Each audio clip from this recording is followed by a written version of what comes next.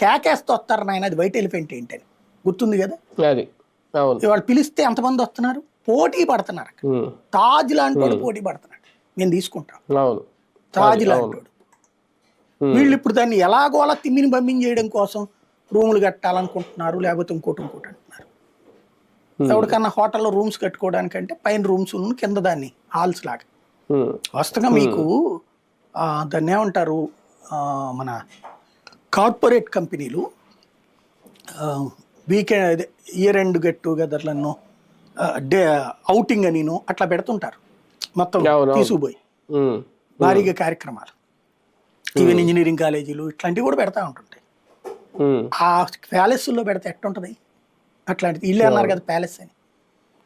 విచిత్రం ఏంటంటే జగన్ 250 అన్నాడు, టోటల్గా చుట్టుపక్కల అంతా కలిపి ఒక 500 కోట్లు అనుకుందాం. 450 కోట్లు ఎంతో అఫీషియల్గా ఖర్చు పెట్టింది.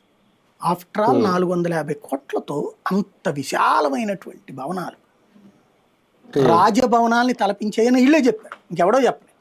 పవన్ కళ్యాణ్ చెప్పుకొచ్చాడు, వీళ్ళు చెప్పుకొచ్చారు. కాకపోతే వాళ్ళు ఆవిడికన్నా పాప మరి భారతీ గారికి రాసి ఇవ్వాలి కదా, వీళ్ళు రాసియట్లేదు, వీళ్ళు అట్టు పెట్టుకుంటున్నారు. అది ఇది నడుస్తుంది. ప్రజలని 24 గంటలు మాటలతో మోసం చేయడం. అప్పుడు అట్లా అన్నారు, ఇప్పుడు ఎట్లా అంటున్నారు. ఎవడు రాడన్నారు వైట్ ఎలిఫెంట్, అది ఏం చేసుకోవాలి మాకు అర్థం కావట్లేదు. ఇప్పుడేమో ఎగబడుతున్నారు, ఏం చేయాలంటున్నారు.